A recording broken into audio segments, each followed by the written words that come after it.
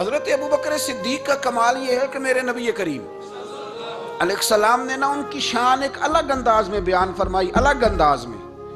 محبوب فرمانے لگے میں نے جس کے سامنے بھی دین پیش کیا اس نے دلیل مانگی۔ ایک بات آپ کو بتاؤں، یہ میری بات یاد رکھنا، اس کو کبھی نہ بھلانا، جو اپنوں سے دلیل مانگتا ہے نا وہ اپنا ہوتا ہی نہیں۔ اپنوں سے دلیل مانگ لی اس نے، بغیر دلیل کے، بغیر حیل و حجت کے۔ یہ ایک بات ہے، میں اس کو سمجھاؤں گا نہیں، نہ کھولوں گا، بس کہہ کے گزر جاؤں گا۔ اس کو سمجھ لیں اگر آپ کی سمجھ میں آئے تو۔ جس نے اپنوں سے دلیل مانگی نا، جس نے وضاحت مانگی، جس نے ثبوت مانگا، وہ اپنا تھا ہی نہیں، تو کیا ضرورت پڑی تھی کہ وہ دلیل مانگتا، وضاحت پوچھتا۔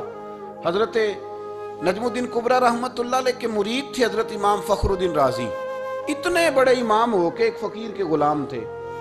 تو فرماتے ہیں آخری وقت آیا تو شیطان آ گیا، میں اس کو کہتا تھا رب ہے، تو شیطان بھی تو بڑا عالم ہے نا، تو وہ دلیل توڑ دیتا تھا۔ فرماتے ہیں میں نے 360 دلیلیں دی، اس نے ساری توڑ دی۔ تو پھر میں نے اپنے شیخ کی طرف توجہ کی، میں نے کہا حضور کو نظر کرم فرمائے۔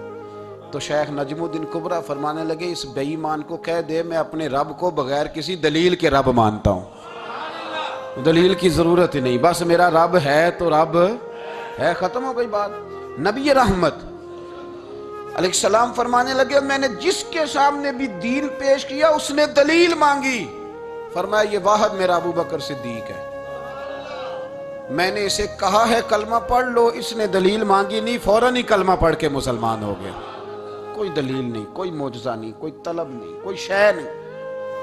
ساری زندگی مطمئن ہی نہیں ہو پائے لوگ، ساری زندگی اطمینان ہی نہیں ہو سکا۔ اس کو بھی سنا، اس کو بھی سنا، اس سے بھی سوال پوچھا، اس سے بھی پوچھا۔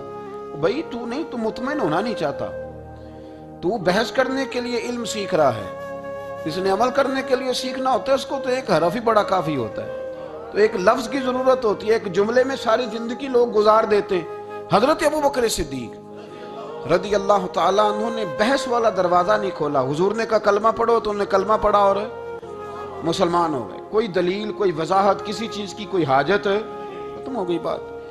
اصل مسئلہ پتہ کیا ہے، جو لوگ سوچ سمجھ کے چلتے ہیں نا، تو سوچ کتنی ہے انسان کی، وہ کتنا کام دے گی۔ یہ جو وارفتگی ہوتی ہے نا، یہ جو محبت ہوتی ہے، یہ جو پیار ہوتا ہے، یہ زندگی کو آسان کر دیتا ہے۔ سوچنے سمجھنے کے دائروں سے آدمی نکل جاتا ہے، اس کا کام وہ کہتا ہے کہ میں نے سوچنا نہیں، میں نے ماننا ہے، میں نے رب رسول کی ذات کے بارے میں سوچنا نہیں، میں نے ماننا ہے۔ تو ماننے والے لوگ جو ہوتے ہیں وہ فائدے میں ہوتے ہیں، تو عمل کر رہے ہیں، بات مانی، عمل کیا۔ عقل کا بے شمار اور بے دریغ استعمال، اپنی چھوٹی عقل سے بڑے مسئلے حل کرنے کی کوشش کرنا، یہ انسان کو نقصان دیتا ہے۔ بہت ساری جگہوں پہ وہ الجھ جاتا ہے۔ ہر جگہ عقل استعمال کرنا، لیکن رب رسول کے معاملے میں نہ استعمال کرنا، ورنہ نقصان ہو۔ عقل چھوٹی ہے اور اللہ رسول کی ذات بڑی ہے، کبھی بھی اس دائرے میں بند کرنے کی کوشش نہ کرنا۔ جناب ابو بکر صدیق رضی اللہ تعالیٰ عنہ ہر معاملے میں، ہر معاملے میں۔ ایک حدیث بخاری کی، شاید میں نے پہلے بھی عرض کی تھی، لیکن چونکہ وہ عنوان کے لحاظ سے ایک بہت بڑی دلیل ہے، دوبارہ عرض کرتا ہوں۔ نبی پاک علیہ السلام نے 1500 کے قریب صحابہ سے فرمایا تھا کہ چلو عمرہ کرنے چلیں۔ عمرہ کرنے جب ہم جاتے ہیں نا تو ہمارے گلے میں پھول بھی ڈالے جاتے ہیں، اور آپ کو پتہ ہے بتانا بھی پڑتا ہے لوگوں کو کہ میں عمرہ کرنے جا رہا ہوں۔ پھر روٹی بھی پکتی ہے، پھر سب رشتہ داروں کو پتہ بھی چل جاتا ہے، اور بندہ چلا جائے ایئرپورٹ تو احرام باندھا ہو نا، تو پتہ چلے نا فلائٹ تو 24 گھنٹے لیٹ ہے، تو جن کو حکم ہے نا کہ تم نے سی بھی نہیں کرنی، وہ بھی روڑے اٹھا لیتے ہیں۔ احرام باندھا ہوا ہے، حکم ہے کہ اب تم نے کوئی جھگڑا، کوئی لڑائی، کوئی فساد، تو ایئرپورٹ پہ لوگ روڑے اٹھا لیتے ہیں، کہتے ہیں ہم ایئرپورٹ بھی توڑیں گے اور فلائٹ کا جو عملہ ہے اس کا گریبان بھی پکڑیں گے، بڑا کچھ ہی دنیا کرتی ہے۔ اور اگر کسی کے پیر صاحب نے کہا ہو چلو عمرہ کریں، اللہ، اور پھر ایئرپورٹ پہ جا کے پتہ چلے کہ پیر صاحب کے ساتھ تو دھوکہ ہو گیا، بندہ غلط نکلا ہے، پیری مریدی قائم رہے گی؟ سوال ہی نہیں پیدا ہوتا، سوال ہی نہیں پیدا ہوتا۔ میرے ساتھ ایک سنگی نے ایک دفعہ بات کی، کہنے لگا جی پیر صاحب کامل نہیں۔ میں نے کہا کیا غلطی ان میں پائی جاتی ہے؟ کہتے میں انہوں نے پوچھ کے باہر دے پیسے جمع کرائے سن، تو میرا کام نہیں بڑھیا۔ میں کہ تو پیر پڑھ لیا، تیرے تو کوئی نجومی پڑھنا چاہیے تھا، وہ نجومی ہونا چاہیے تھا تیرے لیے، تاکہ وہ اچھی طرح غور کرتا، جی آپ کو پتہ ہے نا اہل سنت میں کتابیں بھی نکلتی ہیں. کئی لوگ کہتے ہیں جی کوئی کتاب کٹ کے دسو. میں کیوں کسی لکھی نہیں تو کٹیے کی تو کون سی کتاب ہے جو آپ کہہ رہے ہیں نکالیں اور ذرا بتائیں کہ فلانا کام میرے لیے ٹھیک رہے گا کہ نہیں. ایک استخارہ ہے دین میں, اور استخارے کا بھی بابت معاملہ یہ ہے کہ آپ نے استخارہ کر لیا, اس کے بعد بھی آپ حتمی فیصلہ نہیں کریں گے. بزرگ کہتے ہیں کہ استخارہ کر کے بھی یہ کہو کہ جی میری سمجھ میں یہ آیا ہے, باقی حقیقتوں کا علم اللہ جانے, اللہ کا رسول جانے صلی اللہ علیہ وسلم, حقیقتوں وہی جانتے. تو الجھے نہیں زندگی میں. 1500 کے قریب صحابہ تھے. حضور نے فرمایا احرام باندھو بھائی, عمرہ کرنا ہے. حدیبیہ کے مقام پہ گئے تو قریش مکہ نے روک لیا, نہیں کرنے دیں گے. جب بات بہت آگے بڑھی تو پھر شرطیں لکھی گئیں. شرطیں بڑی سخت ہیں کہ جو مسلمان مکے سے مدینے آئے گا مدینے والے واپس کریں گے, اور اگر کوئی مسلمان مدینے سے مکے چلا گیا تو مکے والے واپس نہیں کریں گے. ہم ان کے لوگ دیں گے, وہ ہمارا بندہ دیں گے نہیں. یہ شرطیں تھی. صحابہ پریشان تھے. اب جب شرطیں طے ہو گئیں, شرطیں بھی سخت ہیں, نبی کریم علیہ السلام نے فرمایا بھی احرام کھول دو, فلائٹ کل نہیں جانی, پرسوں نہیں جانی, یعنی ہم اس سفر میں عمرہ کر ہی نہیں رہے, احرام کھول دو. تو امام زرقانی کہتے ہیں سب لوگ پریشان تھے. سب سے پہلے حضرت ابو بکر صدیق اٹھے, سب سے پہلے اٹھے, اٹھ کے احرام کھولا. ایک شخص نے کہا آپ کو بڑی جلدی ہے, تو آپ فرمانے لگے جلدی والی بات ہی کوئی نہیں, حضور کے کہنے پر باندھا تھا, نبی پاک کے کہنے پر کھول دیا ہے, ختم ہو گئی بات. حضور نے فرمایا باندھ لو تو ہم نے باندھ لیا, حضور نے کہا کھول دو تو ہم نے کھول دیا. جلدی والی کیا بات ہے. صحیح بخاری کے لفظ ہیں. حضرت عمر کہتے ہیں کہ میری سمجھ میں بات نہیں آتی تھی, دب کے صلح کیوں کریں, ہم تو 313 تھے, تو ہم نے بدر میں ان کو بھگا دیا تھا, اب تو ہم 1500 ہیں, تو ہم ان سے قتال کریں گے, لڑائی کریں گے, جنگ ہوگی. حضرت عمر فاروق رضی اللہ تعالیٰ عنہ فرماتے ہیں حضور نے شرطیں طے کر لیں, بات لکھی گئی. میں نبی پاک کے حجرے میں داخل ہوا, خیمہ لگا ہوا تھا. میں نے جاتے ہی اپنے جذبہ جہاد کا اظہار کیا اور بڑے جلال میں, یا رسول اللہ آپ سچے رسول ہیں؟ بالکل سچا ہوں. قرآن سچا ہے؟ بالکل سچا ہے. اسلام سچا ہے؟ بالکل سچا ہے. حضور ہم دب کے صلح کیوں کریں؟ تو نبی کریم علیہ السلام نے فرمایا عمر تجھے تیری ماں روئے, میں اللہ کا رسول ہوں, میں وہی کہتا ہوں جو میرا رب مجھے حکم ارشاد فرماتا ہے. کہتے میں نے فوراً عرض کی یا رسول اللہ صلی اللہ علیہ وسلم آپ نے فرمایا نہیں تھا کہ عمرہ کریں گے؟ تو حضور نے فرمایا کہا تو عمرہ کریں گے, یہ تو نہیں کہا تھا کہ اسی سال ہی کریں گے, کریں گے تو کریں گے. جناب عمر کہتے ہیں میں واپس تو آ گیا, پر وہ میرے اندر جو جذبہ جہاد تھا ابھی ٹھنڈا نہیں ہوا. چند قدموں کے فاصلے پہ ابو بکر صدیق کا خیمہ تھا. کہتے میں ان کے خیمے میں جھک گیا, وہی سوال میں نے دہرائے, وہی میں نے کہا عمر ابو بکر یہ سچے رسول ہیں؟ کہا بالکل سچے, قرآن سچا ہے, سچا ہے, اسلام سچا ہے, سچا ہے, تو پھر ہم دب کے صلح کیوں کریں؟ جناب عمر فرماتے ہیں میں قربان جاؤں ابو بکر کے لفظوں میں بھی فرق کوئی نہیں آیا, حروف بھی اتنے ہی جتنے نبی کریم نے ادا کیے تھے. حضرت ابو بکر فرمانے لگے عمر تجھے تیری ماں روئے, وہ اللہ کے رسول ہیں, مرضی سے بات نہیں کرتے, وہی کہتے ہیں جو رب انہیں حکم ارشاد فرماتا ہے, بئی نہیں وہی لفظ. فرماتے میں نے فوراً کہا, میں نے کہا ابو بکر حضور نے فرمایا نہیں تھا کہ عمرہ کریں گے؟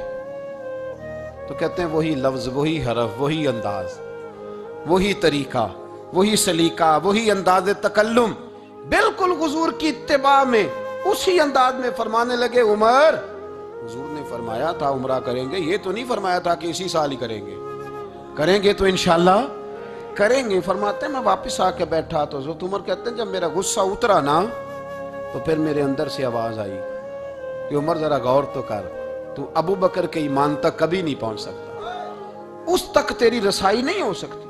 میرے بھائی اتنی بحثیں ہیں ہمارے زمانے میں, اتنا الجھاؤ ہے, اتنا الجھاؤ ہے, یعنی ہر بندہ رائے کا اظہار کرنا ضروری سمجھتا ہے. ہر بندہ کہتا ہے جی میرے خیال میں, ہر بندہ کہتا ہے جی میرا ذہن یہ ہے, بلکہ کچھ تو کہتے ہیں میں اندر کی خبر نہ دوں آپ کو, یعنی اب پتہ نہیں اس کے پاس اندر کی خبریں کیسے آئی ہیں, وہ سمجھ میں نہیں آتی بات. کچھ لوگ کہتے ہیں 35-40 سال ہو گئے جی علماء کو سن رہا ہوں, تو میں کہتا ہوں کہ میرا تو خیال ہے کہ 35 دن بھی بندہ کسی کو سن لے تو سیاںا ہو جاتا ہے.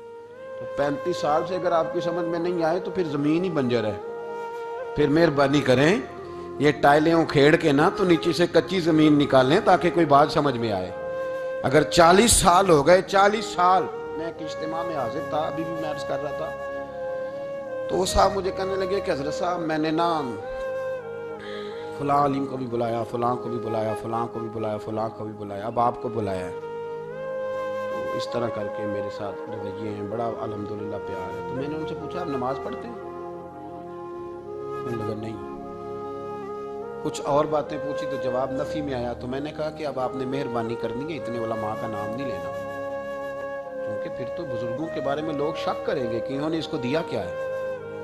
تو ایک بزرگ کی بات سنتے ہیں تو کئی دنوں تک وہی ہمیں بڑا تر و تازہ رکھتی ہے، اور آپ کو اتنے عرصہ ہو گیا تو آپ نے حاصل کیا کیا ہے؟ صرف باتوں کا گورکھ دھندا، لفظوں کا ہیر پھیر، جملوں کا الٹ پلٹ کرنا، یہ زندگی ہے؟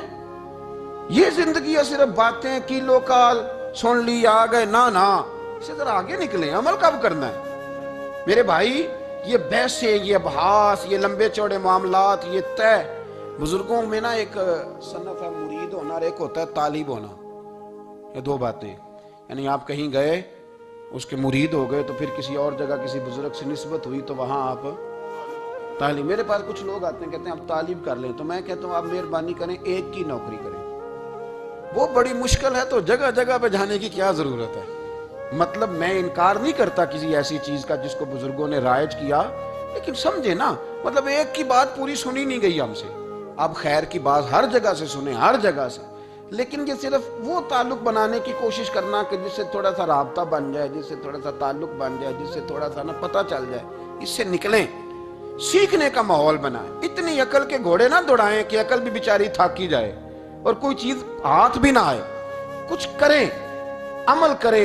لیکن ایک جگہ پہ میں حاضر تھا تو وہاں دستار فضیلت کا جلسہ تھا، تو ایک مولانا نے تقریر کی، جس طرح تاجر کہہ لیتا ہے نا جی میں الحمدللہ اگر کمائی کرتا ہوں تو غریبوں کو بھی دیتا ہوں، سمجھا لیا نا اپنے آپ کو۔ رشوت لینے والے نے بھی ایک دلیل گاڑ لیا، وہ کہتا ہے میں امیروں سے نہیں، میں غریبوں سے نہیں لیتا، تو امیروں کا حساب لینے کی ڈیوٹی اللہ نے آپ کی لگائی ہے کہ آپ حساب کریں امیروں کا کہ وہ کیا کر رہے ہیں۔ یہ ہم نے نا یہ دلیلیں گاڑ لی ہیں، یہ ہم نے دلیل گھاڑ لی ہے کہ وہی اپنے آپ کو مطمئن کرنے کے لیے۔ میں حاضر تھا تو ایک مولانا تقریر کی جی عالم ساری رات، یہ صرف علماء کی بات نہیں، ہر طبقے نے اپنے بارے میں اس طرح کی چیزیں یاد کر لی ہیں، ہم نے رٹ لی ہیں۔ جیسے خامند نے یاد کر لیا ہے کہ کسی غیر کے لیے سجدہ جائز ہوتا تو اللہ عورت کو حکم دیتا، نبی پاک حکم دیتے کہ وہ خامند کو سجدہ کرے، تو بی بی نے بھی یاد کر لیا ہے کہ حضور نے فرمایا تم میں سب سے بہتر وہ ہے جو بیوی کے حق میں بہتر ہے۔ سب نے اپنی اپنی مرضی کی چیزیں، دوسری کی مرضی کی چیز کسی نے یاد نہیں کی،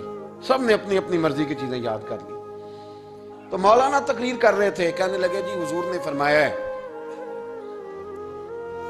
کہ عالم ساری رات سویا رہے اور عابد ساری رات عبادت کرتا رہے، درجہ پھر بھی عالم کا زیادہ ہے۔ پھر دوسرے آئے انہوں نے بھی اسی حدیث پہ بات کی، تیسرے آئے تو انہوں نے بھی اسی حدیث پہ بات کی، تو میرا نمبر آیا تو میں نے کہا جی یہ جو حدیث آپ سنا رہے ہیں نا، یہ حدیث بالکل ٹھیک ہے، بالکل ٹھیک ہے کہ عالم ساری رات عشاء پڑھ کے سوئے، فجر کے وقت اٹھ کے فجر پڑھے، اور عابد ساری رات نماز پڑھے، تو درجہ پھر بھی عالم کا زیادہ ہے۔ بالکل ایسے ہی ہے، بلکہ ایک حدیث میں تو یہ ہے کہ 70 عابد بھی عبادت کریں اور عالم سویا رہے، تو ان 70 سے سونے والے عالم کا درجہ، یہ بات بالکل ٹھیک ہے، لیکن میں نے کہا اس کا بھی خیال رکھو کہ یہ حدیث غوث پاک کو بھی آتی تھی، یہ غوث پاک کو بھی آتی تھی حدیث، اور بڑے عالم تھے، پر وہ تو عشاء پڑھ کے مصلی پہ بیٹھتے تھے اور فجر تک مصلی پہ بیٹھے رہتے تھے، حالانکہ یہ حدیث انہیں بھی آتی تھی، یہ حدیث خواجہ معین الدین چشتی کو بھی آتی تھی، اور وہ بڑے عالم تھے، لیکن اس کے باوجود وہ عشاء پڑھتے تھے اور فجر تک مصلی پر بیٹھے رہتے تھے۔ حضرت عثمان غنی سے بڑا عالم تو کوئی نہیں نہ ہوگا اس زمانے میں، حضرت عثمان غنی رضی اللہ تعالیٰ عنہ جیسا شخص تو کوئی نہیں نہ ہوگا، پر وہ عشاء کے بعد قرآن پاک پڑھنا شروع کرتے تھے اور فجر سے پہلے پہلے قرآن پاک ختم کر لیا کرتے تھے۔ تو دلیلیں صرف بحث کے لیے یاد نہ کریں، اپنے آپ کو بچانے کے لیے یاد نہ کریں، اپنے وجود کو سکون دینے کے لیے دلائل نہ یاد کریں۔ میں دین کے کس دائرے سے کس طرح بچ کے نکل سکتا ہوں، اس کے لیے دلائل یاد نہ کریں، عمل کے رستے پہ آئیں، عمل کے رستے